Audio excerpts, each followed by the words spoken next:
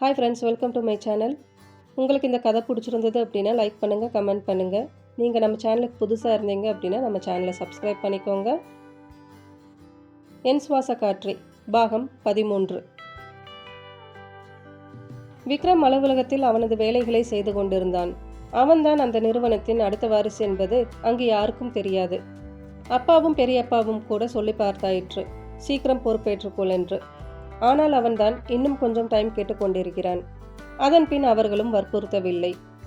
இந்நிலையில்தான் அக்கவுண்ட்ஸ் டிபார்ட்மெண்ட்டில் புதிதாக வேலைக்கு சேர்ந்த யமுனா என்கிற பெண் விக்ரமின் மீது ஆர்வம் கொண்டு அவனிடம் அலுவலக விஷயங்கள் தொடர்பாக பேசத் தொடங்கினாள். அவனும் அவளின் சந்தேகங்களை தீர்த்து வைப்பான். அதன் பின் டீ பிரேக், லஞ்ச் பிரேக் என்று விக்ரமிற்காக காத்திருந்து அவன் செல்லும் நேரம் பிரேக் எடுத்துக்கொண்டு செல்வாள்.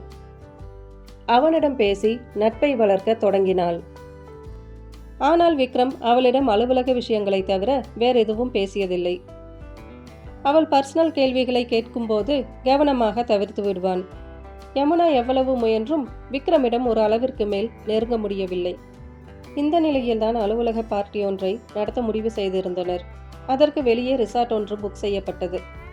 அதன் பொறுப்பு விக்ரமிடம்தான் கொடுக்கப்பட்டது. அவனே அந்த விழாவிற்கு ஆர்கனைசர். அதில் அவனுக்கு உதவியாக ஒரு ஆள் தேவைப்பட யமுனாவிடம் கேட்டான்.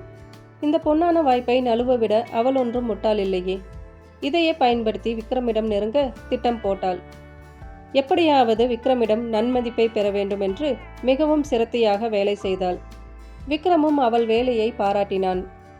இப்படி ஒன்றாக வேலை செய்ததில் விக்ரமிடம் இன்னும் நட்பு நெருக்கமாகியதாக உணர்ந்தாள் யமுனா. சாப்பிடும் பொழுதும் டீ பிரேக்கிலும் வேலையை பற்றியே பேசி விக்ரமின் கவனத்தை தன் மீது இருக்குமாறு பார்த்து கொண்டாள்.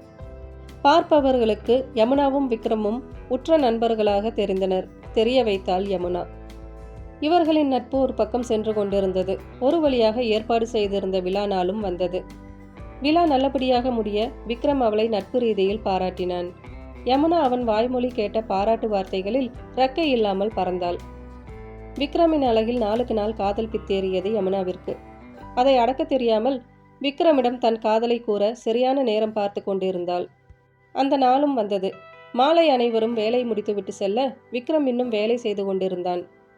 அவனின் அருகில் சென்று விக்ரம் சார் என்று அழைக்க, சொல்லுங்க யமுனா என்று அவன் மடிக்கணினியை பார்த்து கொண்டே பதில் கூற, அதில் அவள் முகம் சுணக்கம் கண்டாலும் மேலும் பேச்சை தொடர்ந்தாள். நான் உங்ககிட்ட பேசணும் சார். பேசிட்டு தானே இருக்கீங்க யமுனா என்று சொல்ல, அது சார் தனியாக பேசணும் என்று கூற, இப்போதுதான் விக்ரம் நிமிர்ந்து சுற்றி முற்றி திரும்பி பார்த்தான். தனியாத்தானே இருக்கோம் யமுனா, பேசுங்க என்று கூறினான்.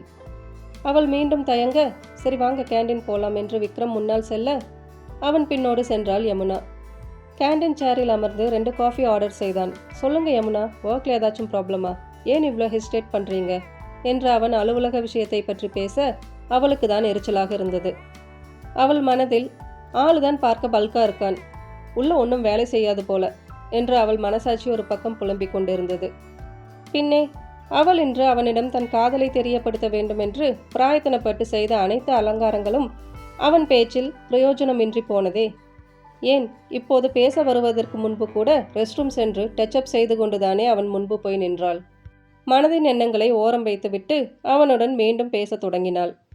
அதற்குள் ஆர்டர் செய்த காஃபி வந்துவிட குடித்து முடித்துவிட்டு விக்ரமிடம் மீண்டும் பேசினாள்.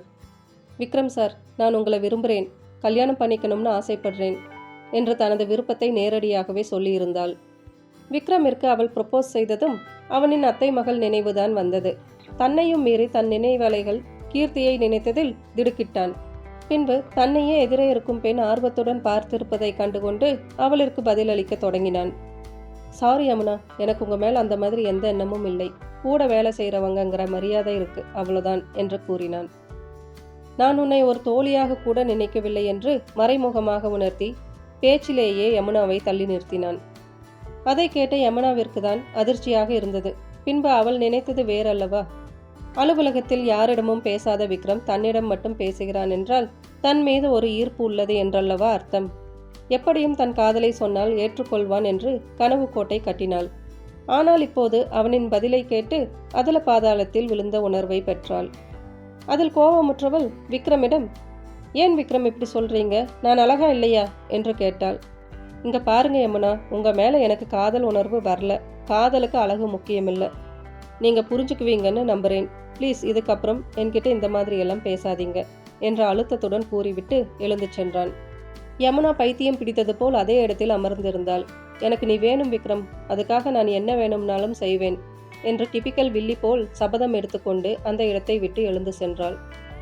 வீட்டிற்கு சென்ற விக்ரம் நேராக அவன் அறைக்கு சென்று மெத்தையில் விழுந்து அவன் போனில் உள்ள அவனின் கீத்துவின் புகைப்படத்தை பார்த்து முதல் முறையாக பேசத் தொடங்கினான். கீத்து, எனக்கு ஏண்டி யமுனா அவ காதலை என்கிட்ட சொல்லும்போது உன் முகம் என் மனசுல வந்து போச்சு. நான் உன்னை லவ் பண்றேனா? எனக்கு சின்ன வயசுல இருந்து உன் கூடவே இருந்ததால உன் மேல லவ் ஃபீல் வரலடி. ஆனா அன்னைக்கு நீ என்கிட்ட கோவில்ல உன் லவ்வை சொல்லும்போது எனக்கு உடம்பெல்லாம் புல்லரிச்சு போச்சுடி. எனக்குள்ள வந்தது என்ன மாதிரியான ஃபீலிங்குன்னு எனக்கே தெரியலடி. அதனால தான் உன்னை பேச விடாம நான் வீட்டுக்கு கூட்டிட்டு வந்துட்டேன். அன்னைக்கு நைட் நீ என் ரூமுக்கு வருவேன்னு நான் நினைச்சு கூட பார்க்கலடி. நான் ரொம்ப குழப்பத்தில் இருந்தேன். நான் எதிர்பார்க்காத நேரத்தில் நீ என்னை கிஸ் பண்ணிட்ட என்று மென்மையாக அந்த உணர்வில் புன்னகைத்தான். அதை கிஸ்ஸுன்னு சொல்ல முடியாது. பல்லு முளைச்ச குழந்தைக்கு ஏதாச்சும் கடிக்கணும்னு தோணுமே, அது மாதிரி தான் சியூயிங் ஸ்டிக் மாதிரி நீ என் லிப்ஸை கடிச்ச. சின்ன வயசில் நீ என் விரலை இப்படி தான் கடிப்ப தெரியுமா? நீ கிஸ் பண்ணதை இப்போ நினச்சி பார்த்தா எனக்கு அந்த ஞாபகம் தாண்டி வருது. சாரிடி, நான் அன்னைக்கு இருந்த குழப்பத்தில் நான் உன்னை பேசக்கூடாத வார்த்தையெல்லாம் பேசிட்டேன். என்னோட கீத்துவை நானே கேவலமாக பேசிட்டேன். நீ கிஸ் பண்ணும்போது நான் உன்னை என்கரேஜ் பண்ணக்கூடாதுடி.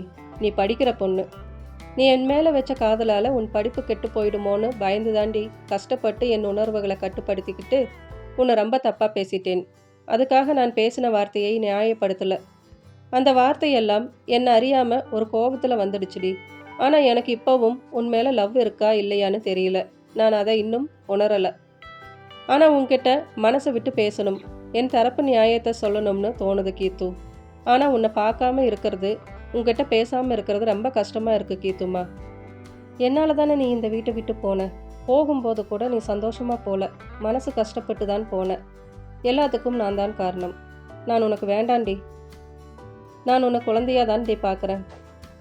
இவ்வாறாக விக்ரம் அவன் மனதில் உள்ள குழப்பங்களை கீர்த்தியின் புகைப்படம் வைத்து புலம்பிக் கொண்டிருந்தான். அவள் மேல் அவனுக்கு எந்த உணர்வும் இல்லை என்று தன்னையே நம்ப வைக்க புலம்பிக் கொண்டிருந்தான். கீர்த்தி இல்லாமல் அவனால் அவன் மிச்ச வாழ்க்கையை வாழ முடியாது என்று உணரும்போது கீர்த்தி இன்னொருவனின் மனைவியாக மாற தயாராகி மணமேடையில் அமர்ந்து இருப்பாள் என்று தெரியாது போனான் விக்ரம். இங்கு பணி அர்ஜுனுக்கு அழைத்து கொண்டிருந்தாள். அவன்தான் போனை சைலண்டில் போட்டு இருக்கானே, அதனால் அவள் அழைப்பது தெரியவில்லை. 6 முறைக்கும் மேல் அழைத்து விட்டாள். ஆனால் ஒரு பிரயோஜனமும் இல்லை. இன்று ஞாயிற்றுக்கிழமை, வெளியில் தான் செல்ல முடியவில்லை. அர்ஜுனிடம் பேசலாம், அவனை கொஞ்சம் சமாதானம் செய்யலாம் என்று எண்ணி அவனுக்கு அழைத்து ஓய்ந்து போனாள். அவன் அப்போதுதான் கார்டியோ ஒர்க் அவுட்ஸ் முடித்துவிட்டு வியர்வையில் குளித்துவிட்டு வெளியே வந்தான். நேராக பால்கனியில் போய் நிற்க அங்கு வீசும் சில்லென்ற காற்றை ரசித்து கொண்டு இருந்தான். அந்த நேரம் அவன் அறை கதவு தட்டும் சத்தம் கேட்டு வெளியே வந்து பார்க்க விக்ரம் நின்று கொண்டிருந்தான். என்ன என்று புருவம் உயர்த்தி கேட்க, அஜய் அண்ணா ரொம்ப நேரம் உனக்கு கால் பண்ணாராம், நீங்க எடுக்கல, அதான் எனக்கு ஃபோன் பண்ணி சொன்னாரு உங்களை கால் அட்டன் பண்ண சொல்லி என்று அவன் வந்த காரணத்தை கூறி முடித்தான். சரி நான் பார்த்துக்கிறேன் என்று கூறி கதவடைத்து ஃபோனை எடுத்து பார்க்க பணியிடமிருந்து 8 தவறிய அழைப்புகள் இருந்தது. அஜயும் அழைத்திருந்தான். மீண்டும் அஜயிடம் இருந்து அழைப்பு வர அழைப்பை ஏற்றான். மச்சான், ஹாப்பி நியூஸ்டா, பேந்தர் மோட்டார்ஸ் நம்ம டீலுக்கு ஓகே சொல்லிட்டாங்க. அக்ரிமெண்ட் சைன் பண்ண நீ லண்டன் போகணும். நேரில் அவங்க ஒரு ப்ரெசன்டேஷன் கேட்குறாங்க. டியூஸ்டே நீ லண்டனில் இருக்கணும் என்று அவன் சந்தோஷத்தில் நிறுத்தாமல் பேச அர்ஜுனுக்கும் விஷயத்தை கேள்விப்பட்டு சந்தோஷமாக இருந்தது. இந்த ப்ராஜெக்டை நல்ல முறையில் முடித்து கொடுத்தால் அவன் நிறுவனத்தை அங்குள்ள பெரிய நிறுவனத்துடன் ஒப்பந்தம் வைத்துக்கொண்டு அங்கேயும் இவன் தொழிலை விரிவுபடுத்தலாம். சொல்லப்போனால் அர்ஜுனின் தொழில் சாம்ராஜ்யத்தில் இது அடுத்த மைல்கல். ப்ரெசன்டேஷன் அனிதா ரெடி பண்ணிடுவாங்க. நான் அவங்க கிட்ட சொல்லிடுறேன். நீ லண்டன் கிளம்ப ரெடியாயிரு.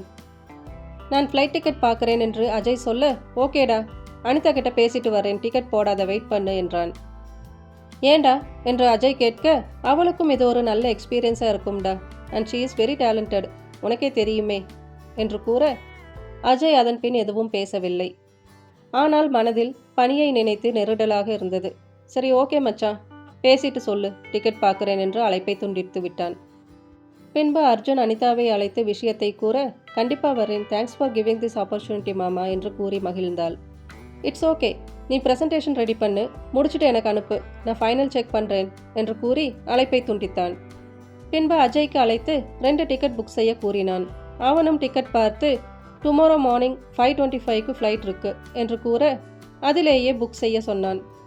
அர்ஜுன் அஜய் மற்றும் அனிதாவுடன் பேசிக் கொண்டிருந்த நேரத்தில் பனி பலமுறை அழைத்து விட்டாள். இவன் பிறகு கூப்பிடுவதாக ஒரு குறுஞ்செய்தி அனுப்பிவிட்டு அவர்களுடன் பேசிக் கொண்டிருந்தான்.